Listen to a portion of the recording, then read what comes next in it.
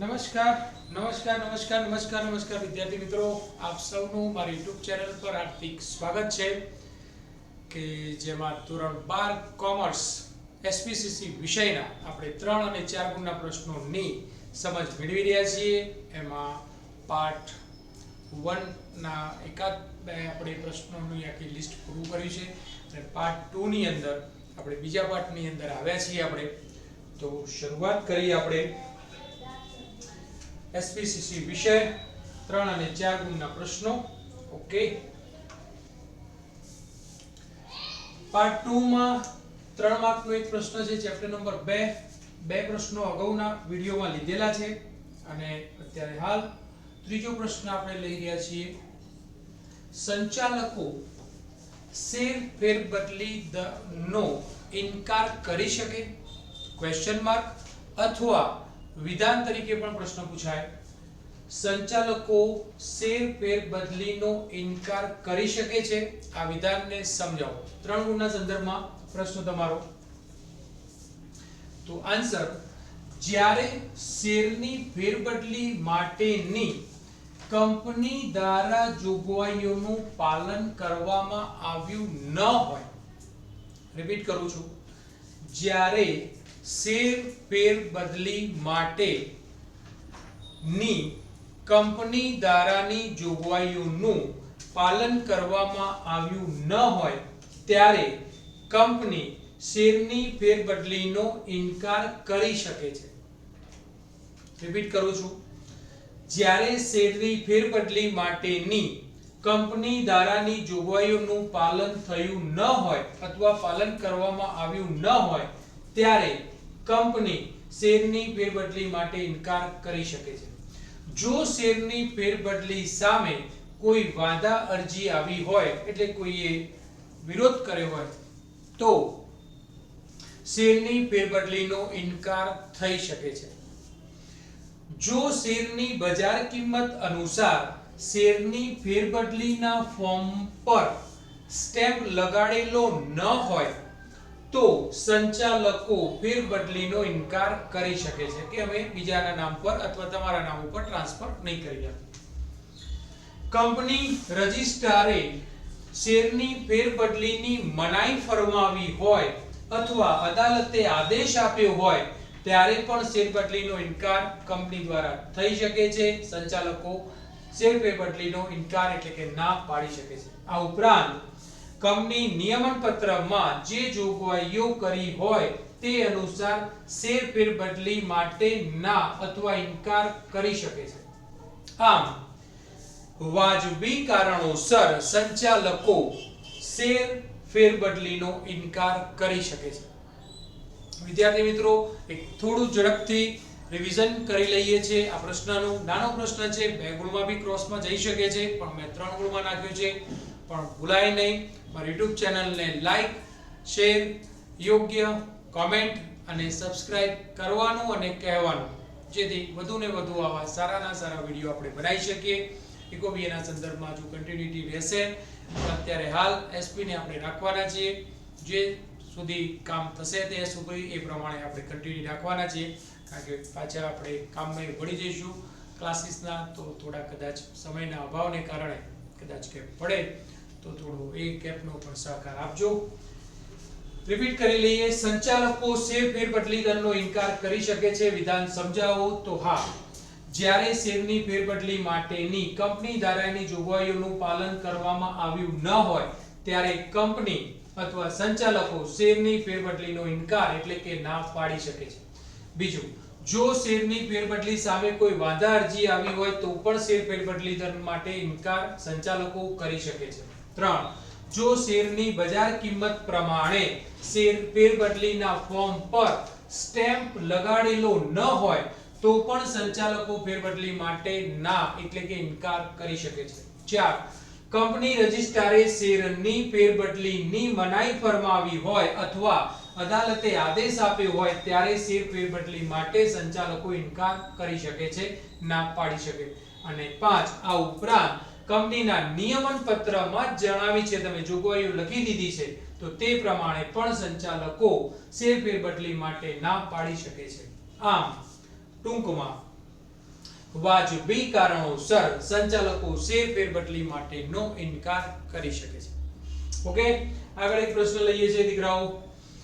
આ પણ ચેપ્ટર 2 નો છે. પ્રશ્ન 4, શેર પ્રમાણપત્રમાં કઈ બાબતો જણાવવામાં આવે છે?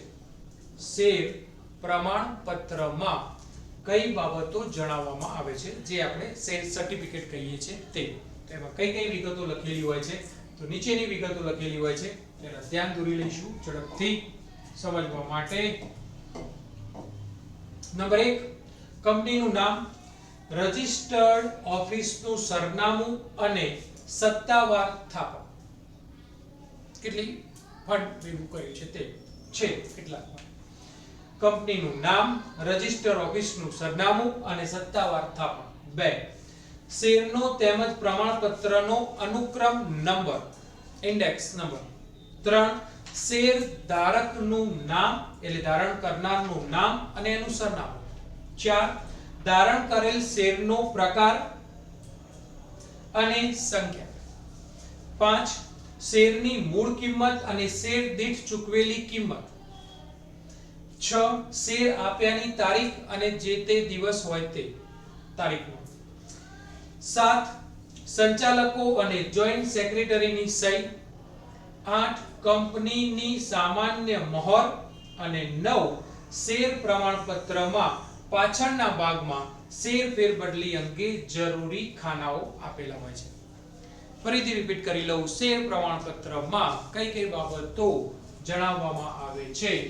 તો શેર પ્રમાણપત્રમાં કંપનીનું નામ અને રજિસ્ટર્ડ ઓફિસનું સરનામું અને સત્તાવાર થાપણ. 2, શેરનો તેમજ પ્રમાણપત્રનો અનુક્રમ નંબર. 3, શેર ધારણ કરનારનું નામ અને સરનામું એટલે શેર હોલ્ડર. 4, ધારણ કરેલ શેરનો પ્રકાર, કયા પ્રકારના શેર છે અને કેટલી સંખ્યાના છે તે.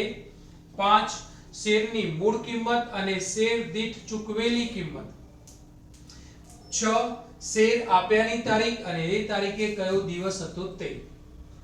સન્ડે, મંડે, ટ્યુઝડે, મતલબ કે મંડે થી ફ્રાઈડે સુધીમાં જશે લગભગ મોટા ભાગે. 7, સંચાલકો અને જોઈન્ટ સેક્રેટરીની સહી. 8, કંપનીની સામાન્ય મહોર, જે પણ એમનું છે તે લોગો. અને 9, શેર પ્રમાણપત્રના પાછળના ભાગમાં શેર ફેરબદલી માટે જરૂરી ખાનાઓ આપેલા હોય છે. ઓકે, આ 2 પ્રશ્નો. હજુ એકાદ પ્રશ્ન નાના છે, આ પ્રશ્નો તો એકાદ લઈ લઈશું હજુ પણ દીકરાઓ. આ પણ 3 માર્કનો પ્રશ્ન છે અથવા 2 ગુણમાં બી પૂછી શકે. ચેપ્ટર 2, પ્રશ્ન નંબર 5. પ્રશ્ન નંબર 5 ના સંદર્ભમાં 3 ગુણના સંદર્ભમાં પ્રશ્ન નંબર 5. મૂર્ત સ્વરૂપના અથવા ફિઝિકલ શેરના ભય સ્થાનો જણાવો. ભય સ્થાનો કયા છે? તો મૂર્ત સ્વરૂપના અથવા વાસ્તવિક સ્વરૂપના શેરને અંગ્રેજીમાં ફિઝિકલ શેર તરીકે ઓળખવામાં આવે છે. જે હમણાં આગળ જે પ્રશ્ન જોયો તે શેર પ્રમાણપત્ર આપણે કહીએ છીએ, સર્ટિફિકેટ જેનું મળે છે તે અમૂર્ત થઈ જશે તો ડિમેટ એકાઉન્ટમાં આવે છે. મૂર્ત એટલે અહીંયા ફિઝિકલ, હાર્ડ એટલે કે એના સર્ટી કોપી છે, ફિઝિકલ ભૌતિક સ્વરૂપ છે, પેલું અભૌતિક સ્વરૂપ અથવા ઇલેક્ટ્રોનિક સ્વરૂપ ડિમેટ એકાઉન્ટમાં. અહીંયા આ પ્રમાણપત્ર અથવા આપણે કહીએ મૂર્ત સ્વરૂપના શેર, તો એના ભય સ્થાનો કયા છે?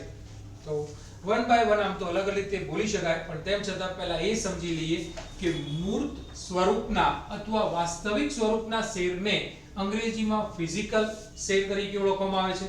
ડેશ કરવું હોય તો બીજો ડેશ અહીંયાથી કરજો.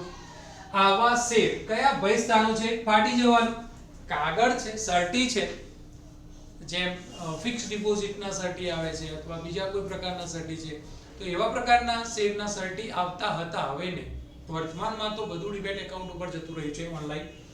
તો એ વખતે મૃત સ્વરૂપના શેર ફાટી જવાનું, ચોરાઈ જવાનો, આગમાં નાશ પામવાનો, ખોવાઈ જવાનો ભય રહેલો હતો. પ્રવર્તમાન નિયમો પ્રમાણે મૃત પ્રકારના શેરોનું ખરીદ વેચાણ થઈ શકતું નથી. અત્યારે હાલ સેબીના ધારાધોરણના નિયમો મુજબ ફિઝિકલ એટલે કે સટી સ્વરૂપના જે પણ કઈ શેર છે કોઈની પાસે તો એનું ખરીદ વેચાણ થઈ શકતું નથી. જે તે તમારે ડિપોઝિટરી અથવા ડીપી પાસે જઈને એ કંપની સુધી તમારે પહોંચતા કરવાના હોય અને કંપનીને જે પણ જરૂરી એની તપાસ કરવા જેવી લાગે તો જરૂરી તપાસ કરી અને એ જ સર્ટી સાચું છે એવું પુરવાર થાય તો પછી તમારા ખાતામાં ડિમેટ ખાતામાં એ કન્વર્ટ કરીને આપશે. ઓકે, જો કે એટલા પ્રશ્નો હવે એટલા બધા રહ્યા નહીં હોય સર્ટિફિકેટ સ્વરૂપમાં અથવા મૃત સ્વરૂપના શેરના ભયસ્થાનોમાં. ફરીથી બોલી જઈએ છે મૃત સ્વરૂપના શેરમાં ભયસ્થાનો કયા તો સીધું બોલું છું તેને અંગ્રેજીમાં ફિઝિકલ શેર કહે છે. આવા મૃત સ્વરૂપના શેર ફાટી જવાના, ચોરાઈ જવાના, આગમાં નાશ પામવાના કે ખોવાઈ જવાના ભય રહેલા છે. અને ત્રીજો ડેશ પ્રવર્તમાન નિયમો પ્રમાણે મૃત પ્રકારના શેરોનું શેર બજારમાં ખરીદ વેચાણ થઈ શકતું નથી. ઓકે વિદ્યાર્થી મિત્રો, અહીંયા રાખું છું, પરંતુ ભૂલાય નહીં મારી YouTube ચેનલને લાઈક, શેર અને સબસ્ક્રાઇબ કરવાનું અને કહેવાનું. ખૂબ ખૂબ ધન્યવાદ. Thank you.